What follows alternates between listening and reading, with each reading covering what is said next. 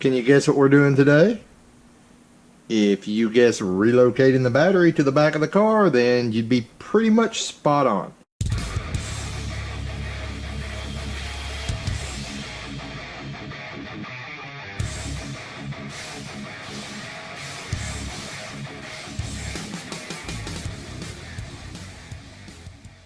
Welcome back to Bad Luck Garage. You getting sick of that intro yet?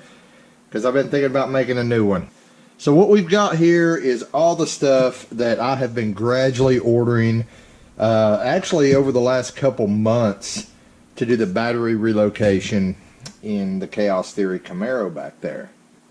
Now you guys know I'm broke. I'm on a budget just like most of the people watching this, so I actually didn't order all this at once. I've ordered it just gradually, a few parts at a time, a few cables at a time, but it all came from the same place, and I wanted to give this guy a shout out. The place it came from is actually an eBay seller. It is AC/DC Wire and Supply. Let me make sure I got that right, because I got one of the tags in here. Yep, that's it. AC/DC Wire Supply. And the reason I want to give him a shout out, I just want to go ahead and say this is not a sponsored video. I paid for everything in the box except for these Bulkhead pass-throughs, which, as I've said in a previous video, these were donated by Phil Bethauser. So everything else in this box I paid for, and everything else in this box came from that AC/DC wire supply. The reason I'm recommending them is because, like, probably my second order, I had a little mix-up, and that was an order where I was actually ordering these. It's just a mixture of boots and 2-gauge crimp-on terminals. And I got a hold of the guy. I sent him an email, and he got right back with me. He got everything straightened out for me. The price really can't be beat, guys. I mean, I'm not even going to lie. It's you need to check it out. What I'm going to do, I ordered so much stuff from him that I really don't want to like try to link individual stuff. So what I'm going to do is in the video description, I'm going to kind of like list out all the stuff I ordered from him, like these military style battery clamps here, and I got 3 different sizes of the braided loom, not the convoluted tubing like you guys usually see me use. But I got all this from him.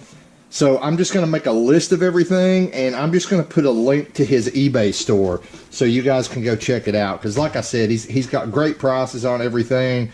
He's really attentive when you send him questions, stuff like that. And in my world, in a world where customer service is getting worse and worse, I feel like I need to give this guy a shout out because he's really stayed on top of the game and helped me out a lot. So I'm going to kind of go through this and show you what I'm using. First off, this is 2 big spools of 10-gauge wire, red and black. This is not for the battery relocation. We're actually going to be using this when we install the Holly. So we'll just set that aside for now. What I have for the rear mount battery is, I forget how much I ordered, but you know, I've got 2-gauge ground, and I've actually got another 2-gauge ground in here. I've got about 20 feet of 2-gauge power cable. That's to run to the battery, from the battery to the bulkhead. I've got several feet of this. This is 3-to-1 heat shrink with glue in it. So, you know, hopefully it's the right size that I need. I've got, I think I ordered about 20 feet of this 4-gauge cable, and this is actually going to be my alternator wire, guys. We're going to run this all the way from the alternator back straight to the battery. Like I already said, I've got several different sizes of the braided loom here. And the reason I'm going to use that is for abrasion resistance, because we're going to be running this in the car under the carpet. And this is just going to be to kind of protect it. I'm going to run it. I'm going to show you guys. I'm going to try to run it in a way that there's no possible way it could get cut. But just to show you. Now, I'll save these for last. I've got the military style battery terminals here, where everything just bolts to this one lug, passes through these covers, and then, you know, bolts to the battery terminals. I've got just some grommets here. These grommets are primarily just, I ordered a whole pack just so I would have them. I just need one to get the alternator wire through the firewall, because I wasn't going to run a bulkhead connector just for that one small wire. I've got a bunch of boots to cover up terminals, and you know, it comes with an assortment of heat shrink tubing. He actually offers these in like package deals.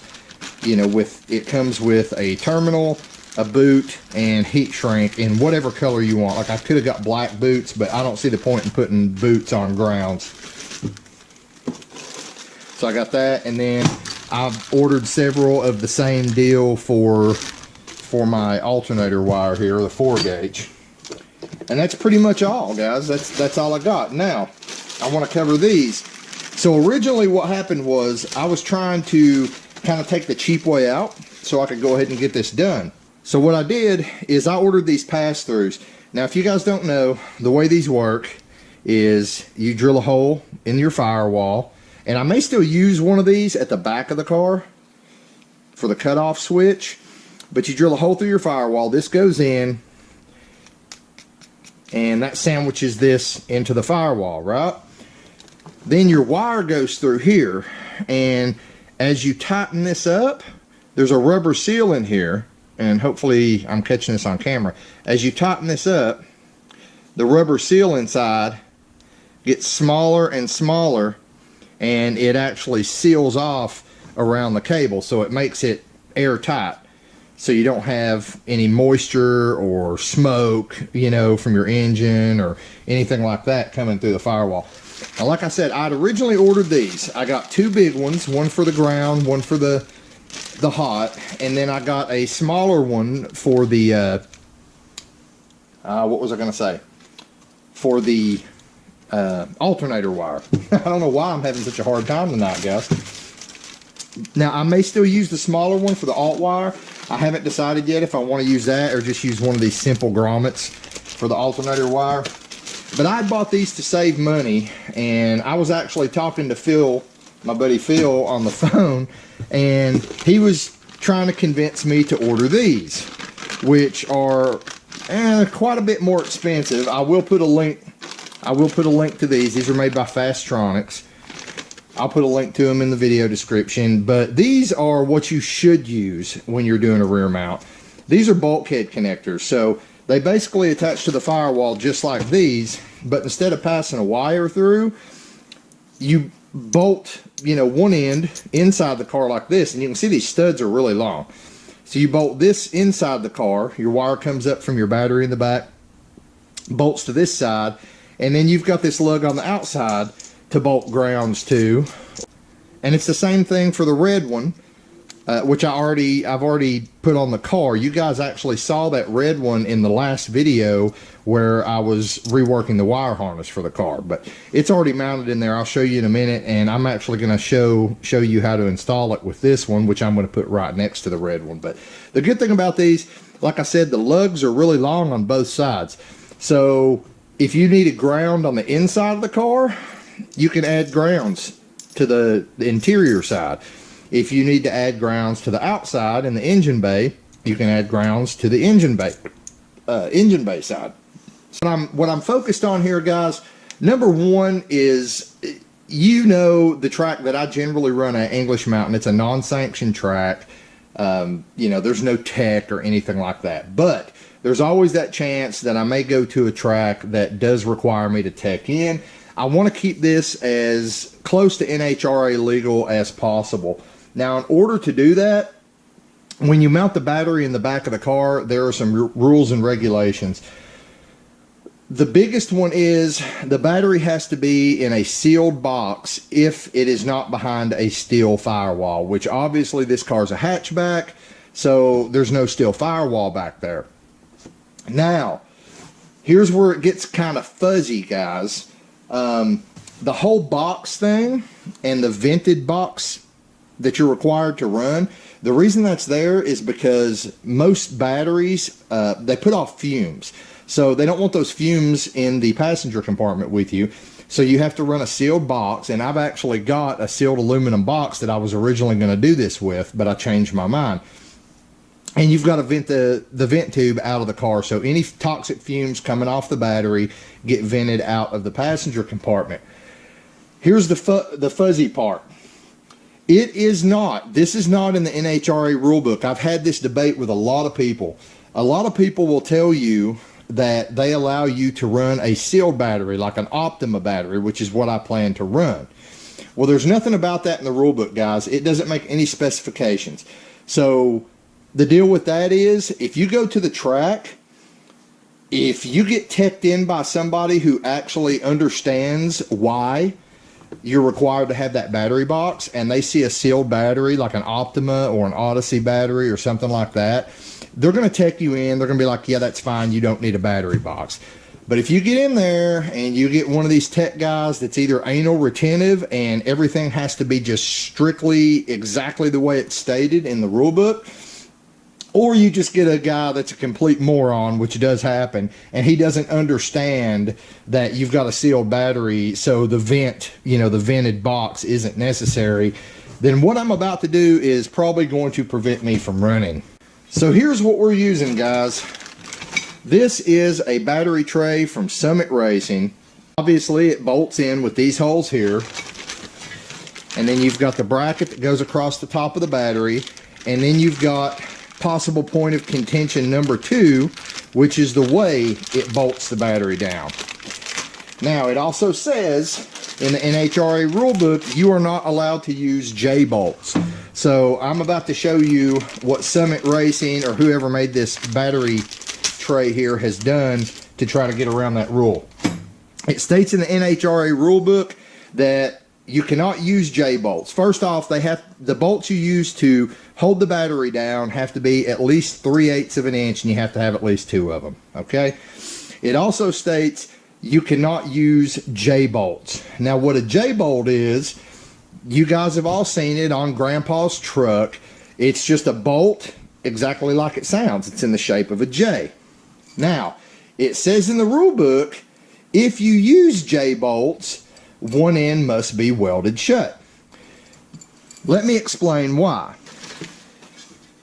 For the sake of argument, let's say I am using J-bolts and they go through this hole. Well, they hook like this, right? So they come up, they tie the battery down. Well, what happens is, if this nut up here at the top of the J-bolt happens to come loose, the J-bolt can wiggle and it can pop out of this hole, which would obviously allow the battery to just be free and flopping. If you get in a wreck, that thing could come up and kill you, right? So what the designer of this tray has done to bypass that, since it does say you can have a J-bolt with a welded end, and that welded end is to prevent it from popping out of here.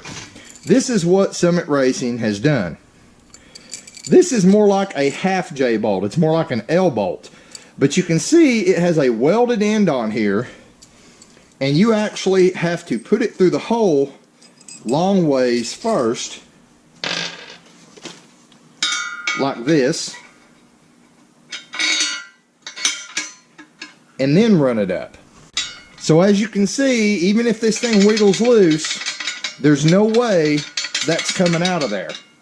And that's the whole point, with that rule. It can't wiggle out of there, and this is also a 3/8 bolt thread right here. So I should be good there.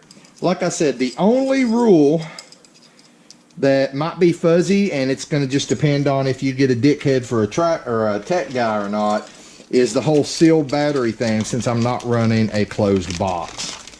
If you go back here, you can see I've got the aluminum sealed box. I'm not just bullshitting you. But the problem I had is that box is just way too big to fit where I wanted to put it. So we're in the back of the car here. My whole deal was I wanted to mount the battery where the spare tire used to be here, so I could put a panel back over it. It's not really a big deal for, aesthetic reasons. The main reason it's a big deal to me is because I thought about just mounting the box right here in the drop-off in the hatch area. The problem with that is eventually we're going to be doing turbo. and we're going to be doing an air-to-water intercooler. And I'm going to have a huge intercooler tank here, you know, to ice down, to put ice water in. So I didn't want to have to set that box over here and take up this space because, you know, I have plans for that space in the future. So that's why I ditched the whole sealed box idea, because it wouldn't fit in here. The only way I was going to make that sealed box fit is if I cut out this whole spare tire bracket here, and then I would have had to go in and weld a plate to hold the box up about this high off the bottom of the floor there, so it would be able to still fit in there. I'd have had to weld supports, and it would have just been a nightmare. Well, it probably wouldn't be a nightmare because somebody who knows how to weld. Unfortunately, you guys know I'm shit at welding. So this guy right here fits in perfect. It actually just slides right in, just like this. Pull the carpet back.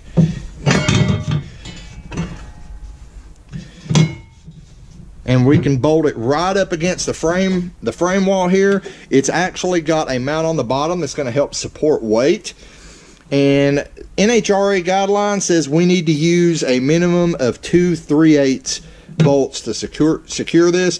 I have actually went to Lowe's and I have bought 4 7/16 bolts. I went a little bit bigger. They're all grade 8, and that's how we're going to mount this here in just a second.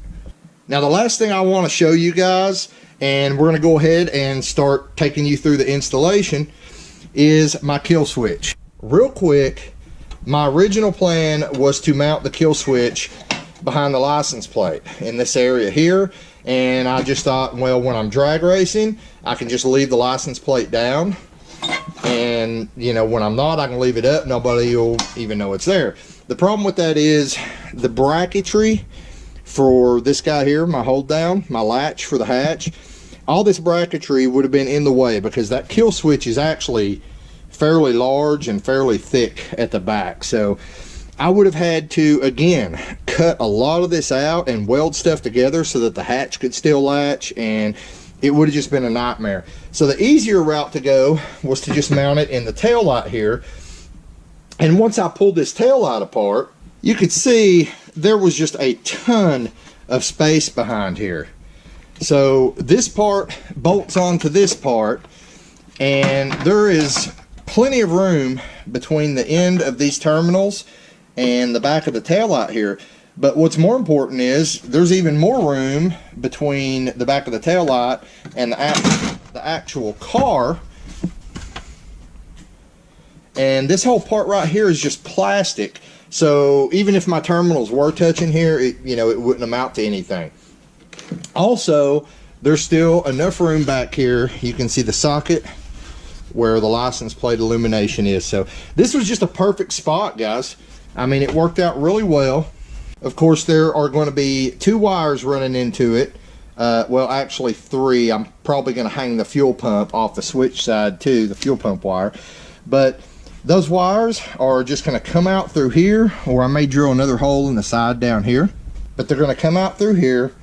I'm just going to pop a hole right here behind the license plate, or behind the tail light there. We're going to put us a nice grommet there. That'll bring it out inside the car. Of course, the one wire is going to go under the carpet, go all the way to the front firewall to our pass-through bulkhead connector. The other wire will go to the battery. That's it. That's done. That's our switch.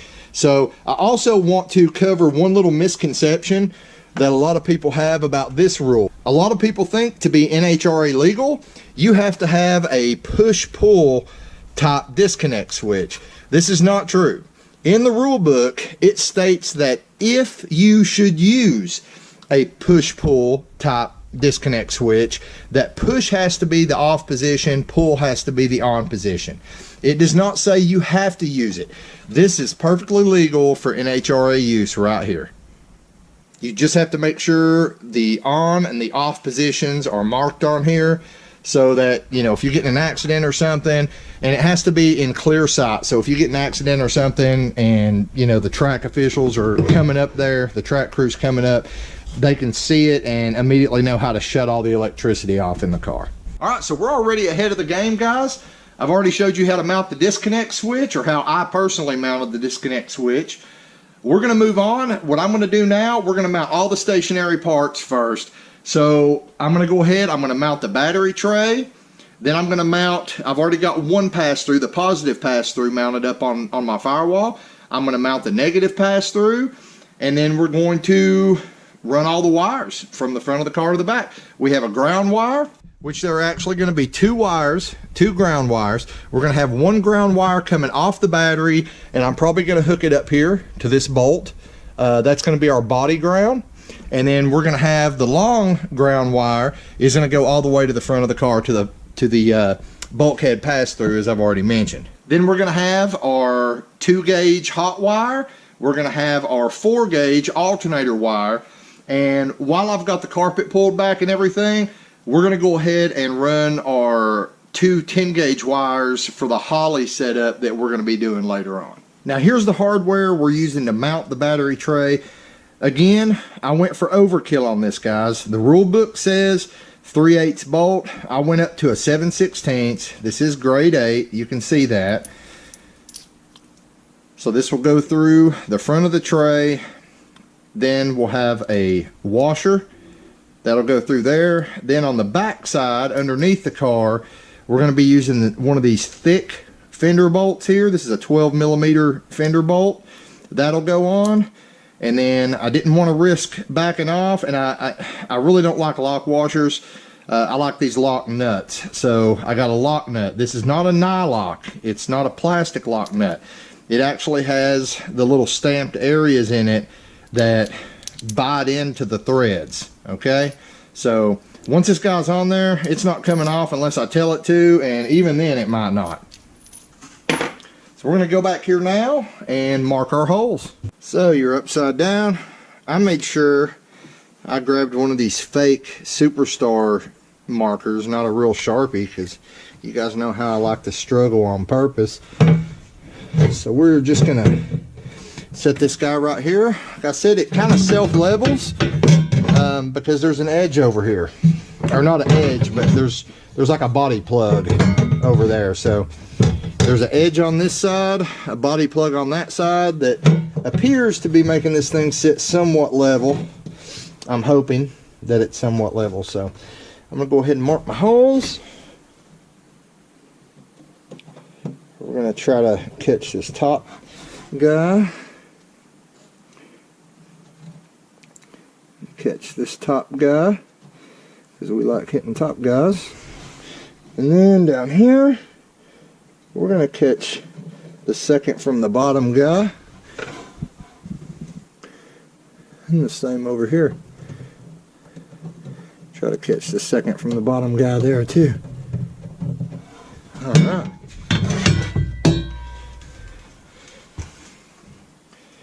Now we get to play a fun game of, is my drill going to fit? I know I'm good over there. This is going to get close down at the bottom. And I don't have an angle. Oh yeah, we're good. I was just about to say, I don't have like a right angle drill. Is he going to drill a pilot hole, guys? Is he? I don't know. I'll tell you in a second if he's going to. If this thing walks all over like a piece of shit.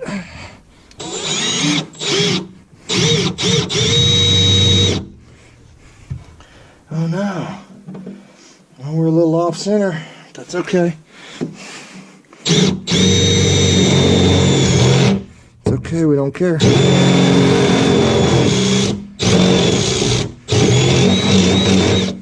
I'm gonna struggle with this drill a little bit. It's all for you guys though, for dramatic effect, you know. It's not. I'm totally struggling for real. Go over here and try to hit this guy.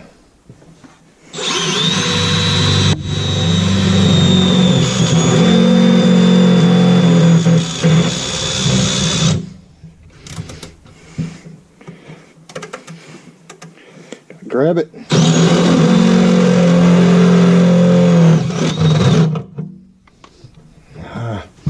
That's enough for you. I'm gonna go ahead and hit these other two holes. That wasn't too bad. We'll set our tray back in here. See if all our holes are going to line up the way we plotted and planned.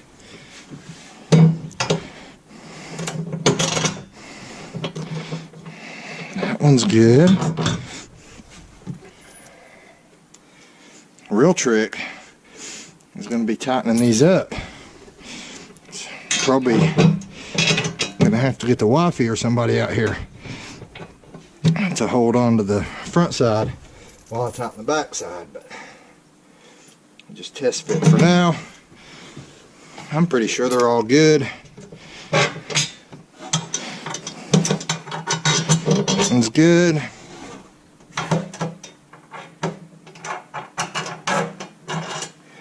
We are totally good. Let's get this bolted in. Man, guys, I'm a total asshole to me. Can't believe you guys would let me treat me this way. Oh, just cutting my hands all up. So these bolts are coming out like these top bolts. They're coming out like right in between the frame rail and the bottom of this car, which is not making it easy. Okay, bracket is in, and this sucker is not going anywhere. You could probably pick up the ass end of this car by this battery bracket. One little tip, I'm gonna go ahead and admit to you guys, I screwed up. Make sure you put your bracket here on before you bolt this down. We got this bolted down, and then I realized I could not feed these posts in from the side. They were hitting, so we had to take the box back out, then put the battery bracket on, and then bolt it down. So that's in. We're going to move over here to our cutoff switch. Okay, so I already showed you how I mounted the kill switch back here. Basically on the bottom of this panel, I just got it dead center, top to bottom, side to side. That's where I put it. And my little on-off switch plate right here actually fit the panel perfect. Probably going to put some pop rivets in it later. Backside, you can see, drilled the hole, run it through, tightened up the nut there, and put the screw back in the handle. It's good. That's all mounted. So obviously afterward, this goes on here just like that. So what I need to do now is I need to decide where I'm going to pass my in and my out wire through behind the tail light here.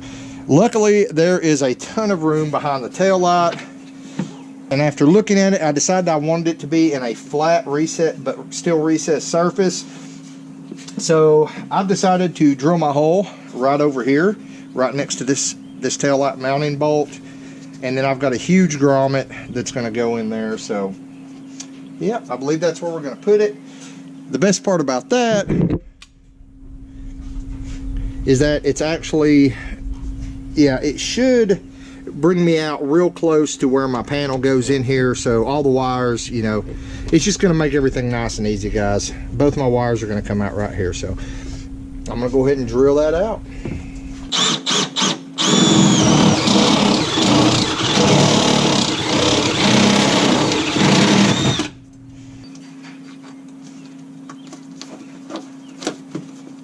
Perfect. So we've got one end of our 2-gauge wire here that came pre-crimped. Now I actually bought copper crimps for it, but since this is already on here, we're just going to use it. So I'm going to slide that on there. They did not have any heat shrink on, so I'm going to go ahead, put my heat shrink over here and shrink it down. Heat gun would work better for this, but I've not broken it out yet. I'll probably break it out here in just a second. So we'll stick this first cable through our hole here, run it down the line, and it's going to come out here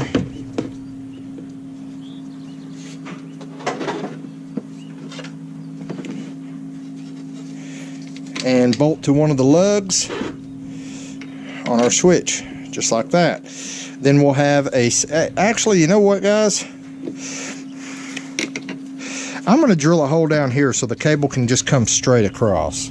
There we go. I drilled 2 holes because when this is on here, each one of those holes provides a straight path to each one of the lugs. That way the cable doesn't have to bend or flex or anything. So we'll run that one to the bottom lug. So we'll put it out the bottom hole.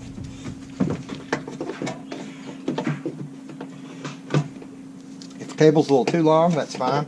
You just don't want it to be too short. And you can see the tail light is going to go back in just fine. Yep. It's not even binding. Even with the tail light pushed in, I can still bring this cable in and outside of the car, so that's perfect. So I have to apologize, guys. I was just chugging away, getting this all put back together, talking to the camera, and didn't realize the camera actually died. I guess I should have heard the beep, but the camera died, so I missed the rest of the footage of putting it together. But it's pretty much the way I explained it already. I ran my second cable in through the same hole, brought them both in through the two holes that I drilled in this side panel, screwed one to each lug there, put this side panel back on, put my screws in, got one there, one there, one there, and there was actually one underneath, and then I bolted the tail light back in. And you can see inside the back side of the car here, both the wires running in through the big rubber grommet I put there, so that's all good.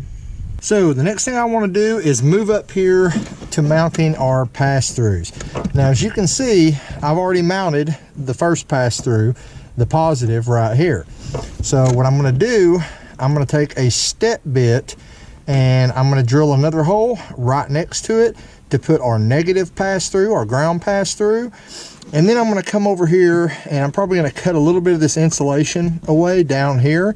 And I'm going to pop a hole down there to put our alternator wire pass through.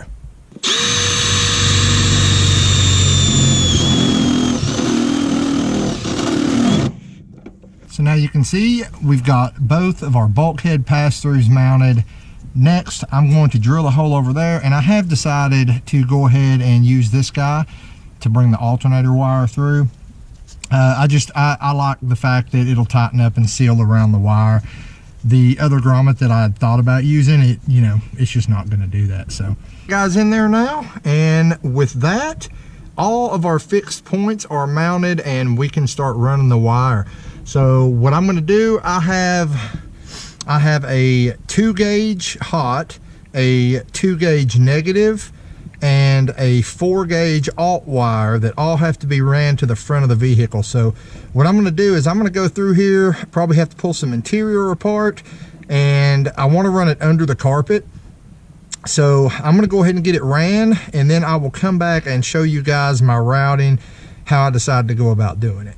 So just real fast before I ran the wire, I wanted to show you guys what this looked like from the engine bay side. You can see there's the heater box, there's the engine. And right down here in the corner, there's my negative, there's my positive battery, and then there's the hole that the alternator wire is going to come out of. Okay guys, so you can see I ran all my battery cables up behind this panel.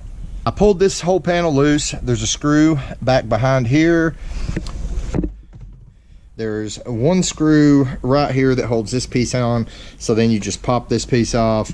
Once that other screw's out, you can kind of pull this whole panel aside. Then you can fish all your wires through here, reach back around here, then and pull them through. Then I took the kick panel off. Now there are factory wires that are mounted here, guys. Let me see if I can get a lot. Okay, you can see there are factory wires that already run through here, and they're actually right up against the jamb, this panel right here. Now when I ran my power and ground, I didn't want to risk them rubbing against anything, so what I did, if you can see down in there, is I pushed them way down into the carpet, but on top of this jute padding here, so they have a level of insulation. Now yes, you can feel the cables through the carpet here. That's not a big deal for me though, but I ran them all the way down, and you can see they're between the carpet and the jute. Brought them all the way up here. You can see where they're tied into our pass-throughs here. So there's our big negative cable right there. There's our battery cable, and then there's our alternator wire. And once I push this carpet down, you know, it'll all be hidden under the carpet. You'll probably be able to see a slight bulge and feel it under the carpet, but I wanted to kind of get it away from any metal that could cut into it. And you can also see I used the protective sheathing that I showed you guys earlier in the video on it. Now, while I was at it, I went ahead and I ran a power and ground for my Holly unit that we'll be hooking up real soon in a video. But I went ahead and ran those, and those I just kind of zip tied to the factory wires that were already going down through here. Get to the back, you can see I ran all my cables, all my positive cables. They're going back behind the spare tire brace. I will be putting some convoluted tubing around them, and then I'm most likely going to use some clamps to hold them, keep them from moving around so they don't rub through on this metal edge here. I just kind of wanted to show you how everything was laid out before I ran all the tubing. Both my negatives are right here. You can see I've got one negative that goes up, grounds out to this bolt as a body or chassis ground, whatever you want to call it. The other one is a 2 gauge, and it goes all the way to the front of the car where I just showed you. Now, I do not have the Optima battery yet, so what I'm using right now is a deep cycle marine battery with 1,000 cranking amps. But you can see it has the separate posts here, so that's what I've got my Holly, the wires for my Holly hooked up to, because you're supposed to run those directly to the battery, not to a kill switch. And then over here on this side, you can see my alternator wire is right here, ran straight to the battery. Now, you want to run the alternator wire straight to the battery, because if you run it to the side of the kill switch that runs power to the front of the car, then what's going to happen is if they hit the kill switch and the car's running, the car's going to keep running because the alternator is just going to backfeed and keep feeding the car. So you need to either run it to the battery side of your kill switch, or you need to run it straight to the battery like I did here. Now, the only wire I have left to crimp is the power wire that goes from the battery to the kill switch, and I saved that for last so I could show you guys the crimping tool that I'm using. I will put a link in the video description for this crimping tool. So this guy right here was only $20 on eBay. That is with shipping, and it also came with a cable cutoff tool. So I thought that was a hell of a deal. It's actually doing a pretty decent job crimping these cables. Don't know if you can see that. The only issue is, like, what I'm doing is I'm crimping them the right size, and I'm not feeling like, I just don't feel safe. So I'm going ahead after I crimp them the right size, and I'm moving this down another spot and crimping it one size smaller than it's supposed to be. So that's why that crimp looks kind of overdone. I'm doing that on purpose just because, well, I don't trust it. And once again, we had some camera issues there, but basically all I did, I took my lug here, I held it up to see how much insulation I need to trim off, and then I just took a regular utility knife here, worked my way around. Now, this is the main power feed, so I'm going to want to use some shrink wrap, preferably with the glue inside. So I'm going to slide that over first. Then I'm going to take my lug, put it on here, make sure it's all the way down. Now I'm going to just kind of see how this is going to be positioned on here. Looks like that's going to work out perfect. So I'm going to take my crimpers over the end of my lug. Ideally, if you could set this in a vise to hold it, that would be out frickin' standing. Don't really have that option here, so just going to get it centered, put it against my stomach, and pull a crimp. That's the first crimp, if you can see that. And then what I like to do is hit it from a different angle, because these are cheap crimpers. So I'm going to hit it from a different angle. I'm going to crimp it again. And at this point, that should be good. You can see it's actually holding, and you can just run your heat shrink up, shrink it up. That cable's good to go. Unfortunately, that's not good enough for me. So what I'm going to do is I'm going to set the crimpers on the next smallest size down. Should be this way. and I'm just going to crimp it again just for good measure. So I'm going to run my heat shrink up and shrink it. And you can see the glue coming out the bottom of the heat shrink there, so everything's nice and sealed. And this is the heat shrink that they sent me from AC/DC Wire Supply, the eBay store that I'm linking in the video description. So it's the good stuff, guys. So at this point, I'm going to take my battery cable going to my cutoff switch and my alternator wire, and I'm going to bolt them to these military style battery terminals. I'm not tightening everything down yet, guys. This is just for camera purposes, for video purposes. But once that's done, we've got our cover here. We'll pull up. So this will go on here. It'll get bolted down, and then our cover will come up.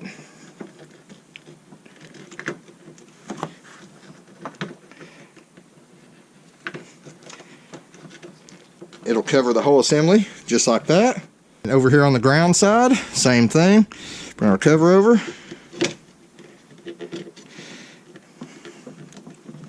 Well, come on around the bolt. There we go. Cover that side just like that.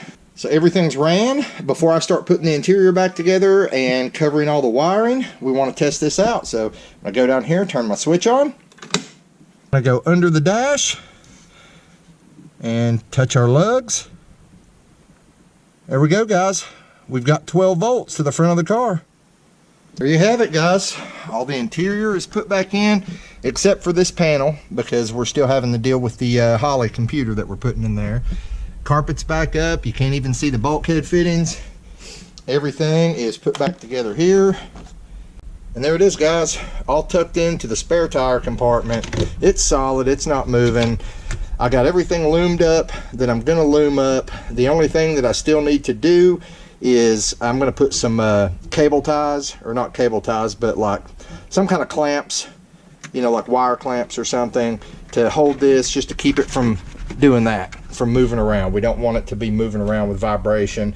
With all the looming and everything I have on there, you know, it would probably save it, but we don't want to take that chance. So I've got to get that done. At some point in the future, I'm most likely going to run the grounds through a 200 amp breaker, just in case. You know, it never hurts to be safe. And I'll probably mount that breaker up here somewhere. So these two ground wires will go here to a breaker and then come out to the ground. And then, of course, the main reason for doing things the way I just did them, we'll put this panel back in, and everything will be nice and out of sight.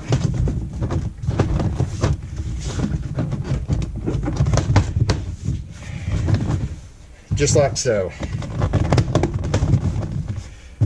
All I have to do is put my little screws here in, which I'm not going to bother with now because I'm going to take this all back apart, but you get the picture.